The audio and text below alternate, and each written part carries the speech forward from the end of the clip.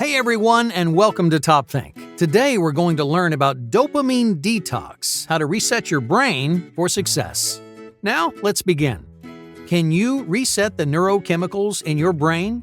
Can you increase the volume of dopamine by fasting? Countless people have used detoxes to influence their brain's reward system. But this isn't your average detox. No, instead of abstaining from junk food or social media, a dopamine detox is a complete removal of all your favorite things. During a dopamine detox, people avoid media, phones, games, food, and even social interaction. Anything that stimulates some sort of pleasure is off the table. But why should you cut out all these enjoyable things out of your life? Well, this detox revolves around the neurochemical dopamine. Dopamine is commonly framed as one of many feel-good chemicals in the brain. But your brain's relationship to dopamine is a lot more complicated than you think. Have you ever wondered why your brain wants what it wants? Well, dopamine is the driving force behind wants and cravings. In other words, dopamine compels you to do whatever you want to do.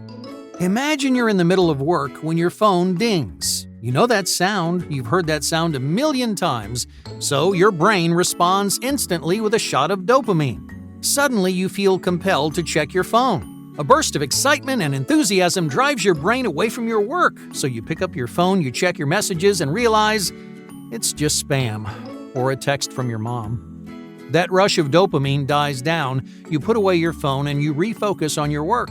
When your phone dings again, the cycle goes on.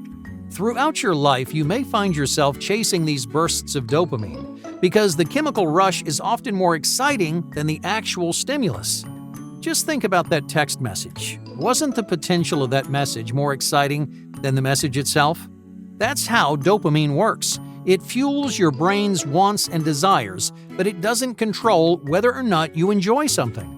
Instead, it pushes you to watch one more episode, click one more profile, scroll through one more page. Rushes of dopamine keep you wanting more even if each stimuli leaves you feeling disappointed. Now, as you can imagine, chasing dopamine can be a dangerous path. Many people cling to their smartphones and social media because they're searching for their next source of dopamine. Each time you engage with these devices, you get a little rush of dopamine in your brain. And that chemical keeps you coming back again and again. So why should you fast from sources of dopamine? The goal of a dopamine detox is to change your relationship with this powerful chemical. By fasting from dopamine, you're removing the sources of want and desire in your life. You're abstaining from all the things that control you on a daily basis. Because dopamine dependence creates a toxic cycle, a cycle that's incredibly difficult to escape from. By fasting, you're removing all sources of dopamine from your life and escaping your bad habits. So, how do you perform a dopamine detox? What steps should you take to rid your life of this controlling desire? Before we break down step by step how to perform a dopamine detox, there's one important distinction we need to make. Dopamine fasting was first conceptualized by a psychiatrist exploring the role of dopamine in addiction. He designed the dopamine detox to help people escape from compulsive and destructive behaviors. But the technique was soon adapted to different lifestyles.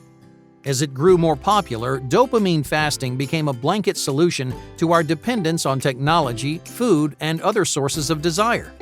But dopamine fasting is not the answer to all of your problems. By performing a dopamine detox, you will not suddenly live a different life or gain unstoppable self-discipline. Dopamine fasting doesn't actually increase or decrease the amount of dopamine in your body. This is a fact that countless people misunderstand. You're not chipping away at an overabundance of dopamine in your system, nor are you refilling empty banks of this chemical in your brain. In other words, a dopamine detox will not increase the pleasure you feel on a daily basis. It will not amplify your favorite things or make them 10 times more fun. Because dopamine doesn't control how much you enjoy something, it controls wants and desires, not liking or pleasure. So, what does a dopamine detox really do? This practice can significantly increase your resistance to temptation. It can give you a sense of control over your life. Right now, you may feel glued to your phone. You may feel like a ding, text, or notification has more power than you do. A dopamine detox may not amplify your experience, but it will affect your relationships with temptation and distraction. During a dopamine detox, you're forced to remove all temptations from your life. You gain a unique opportunity to reflect on the distractors that control you, and you learn how to live your life without them. By the end of your detox, you won't be a different person. If you enjoyed social media before, you'll enjoy social media after. The same goes for Netflix, video games, and junk food. But what happens the next time you hear a ding across the room? Instead of compulsively grabbing your phone, you may stop, think, and make your own decision. And that's the power of a dopamine detox.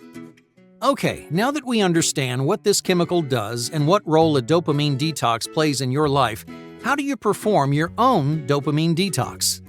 First, identify what temptations you want to avoid. Do you spend too much time on your phone? Do you find yourself glued to a screen for hours on end? Do you scroll through social media every time there's a lull in your day? Each of these compulsions represent a destructive behavior driven by that rush of dopamine. So these are the temptations you want to avoid during your detox. Many people think a detox means abstaining from all sources of dopamine. Not only is that almost impossible, it can interfere significantly with your daily life. Human interaction has become a popular component of dopamine fasting. People try to reset their brains by avoiding all human connection for an extended period of time. But this doesn't really do anything for you. In fact, the creator of this technique specified that avoiding human interaction was not part of his original plan, because avoiding human interaction doesn't affect your brain's relationships to dopamine. All this does is deprive you of love, solidarity, and connection. Instead of making you more introspective, locking yourself away can leave you feeling lonely. To perform an effective dopamine detox, you don't have to cut out everything that stimulates that rush of dopamine. Instead, target your detox at the behaviors and compulsions that you have trouble with on a regular basis. Your phone, social media, unhealthy food. These are all great behaviors to address because you can tackle these issues without interfering too much with your life. So whether you're fasting from one thing or 10 things, you should start your dopamine fast by creating a list of cans and can'ts. This list will be your rule book throughout your detox, so whenever you feel like breaking the rules, you go back and look at this list. Remind yourself which habits you can do and which habits you can't. Next thing, take care of any outstanding problems that might come up during this period. If you have to let people know that you're stepping away from your phone, do it now. Make sure you have no extraneous reasons to check your phone or to break your list of rules. You should also use this time to notify your friends and family. Let people know what you're doing. Not only does this stimulate a sense of accountability, but it helps you create a sense of space between your detox and your daily life. When you've got everything prepared, it's time to get started. The best time to start your detox is first thing in the morning. If you want to start on a Monday, get everything prepared on Sunday so you can start your fast from the moment you wake up. Keep your rulebook handy, keep your motivations in mind, and put your distractions as far away as possible, because out of sight means out of mind. Most people maintain their detox for one 24-hour cycle. You wake up without temptation, and you fall asleep without temptation. But others extend their fasting to 48 hours or week-long periods. But if you're fasting from food, experts recommend stopping after 24 hours. A longer period may lead to more significant problems with your health. Whichever length you choose, remember to be realistic. If you've never done a dopamine detox before, you may struggle. Don't expect yourself to suddenly fast for an entire month. Try 12 hours. If you enjoy the experience, try a full day.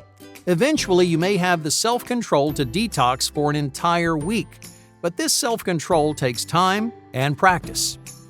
As you dive into this period of separation, take plenty of time to reflect on your relationship with want and desire. Do you feel uncomfortable being away from your temptations? What makes you uncomfortable? Are you craving temptation? Experts recommend writing these feelings down because you'll want to read them later. Finally, when your detox comes to a close, spend a few more moments in quiet reflection. Do you feel more control than before? Are you less impulsively grabbing your phone? Many people feel a sense of empowerment after performing a dopamine detox. Try to maintain that level of positivity even after the fast is over, because that's really where the hard work begins. Doing a detox is new and exciting. Like a ding popping up on your phone, it carries a lot of potential. But your responsibility is to incorporate those lessons into your lifestyle when the detox is done. Hey, thank you for watching Top Think, and be sure to subscribe because more incredible content is on the way.